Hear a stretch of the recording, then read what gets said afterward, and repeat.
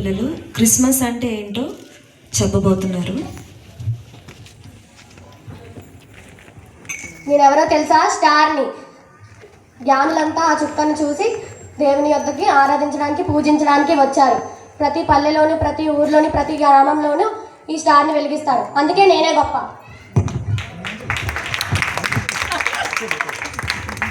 నేనెవరో తెలుసా? Christmas tree. Christmas tree అంటే ఒక పండగ. క్రిస్మస్ ట్రీ లేనిదే పండగ లేదు. క్రిస్మస్ ట్రీకి బోలన్ని గిఫ్ట్స్, బోలన్ని గ్రీటింగ్స్ వస్తాయి. నేను ఎంతగానో ఊళ్ళోని, గ్రామాల్లోని ఎంతగానో నన్ను ఇంటిల్లోని పూజిస్తారు.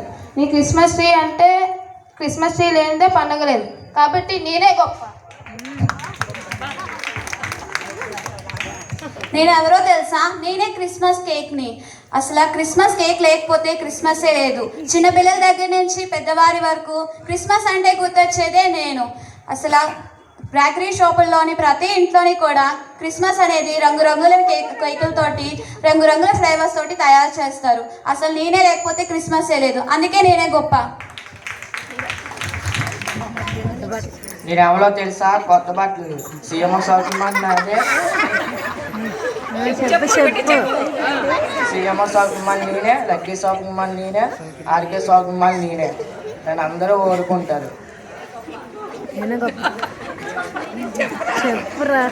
కొత్త బట్టలు క్రిస్మస్ బట్టలు క్రిస్మస్ లేకపోతే అసలు పండుగ ఉండదు. నేనే గొప్ప.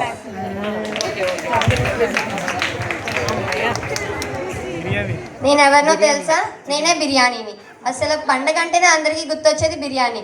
నన్ను రకరకాల ఐటమ్స్తో, రకరకాల ఫ్లేవర్స్తో చేస్తారు. చికెన్ బిర్యానీ నేనే, మటన్ బిర్యానీ నేనే, ప్రాన్స్ బిర్యానీ నేనే. మీరందరికంటే నేనే గొప్ప. నేనే గొప్ప. నువ్వు కాదు, నేనే గొప్ప. మీ ఇద్దరు కాదు, నేనే గొప్ప. మీ ముగ్గురు కాదు, నేనే గొప్ప. మీరందరూ కాదు, నేనే గొప్ప. లేదు, నేనే గొప్ప. నేనే గొప్ప. నేనే గొప్ప. నేనే గొప్ప. నేనే గొప్ప. నేనే గొప్ప.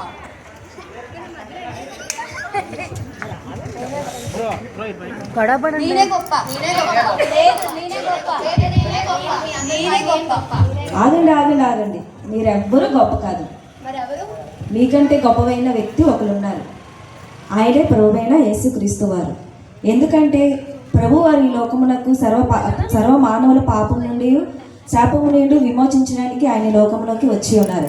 ఆయన ద్వారానే రక్షణ, ఆయన ద్వారానే విమోచన, ఆయన ద్వారానే పరలోక రాజ్యము, ఆయన ద్వారానే నిత్యత్వము. కనుక ప్రతి ఒక్కరు కూడా ఆయన ద్వారానే పరలోక రాజ్యం చేరగలరు. ఏ వ్యక్తి అయితే ఆ దేవుణ్ణి ఆయన హృదయంలోకి అంగీకరిస్తారో, లేకపోతే ఆయన హృదయంలో ఆయన దేవుడని ఒప్పుకుంటారో, ప్రతి ఒక్క ఇంట్లో కూడా ఆయన ఉంటారు. ప్రతి ఒక్క జీవితంలో కూడా ఆయన ఉంటారు. ఆయన ఉంటేనే నిజమైన క్రిస్మస్. కనుక యేసుక్రీస్తు వారు మన జీవితంలో ఉంటేనే నిజమైన క్రిస్మస్.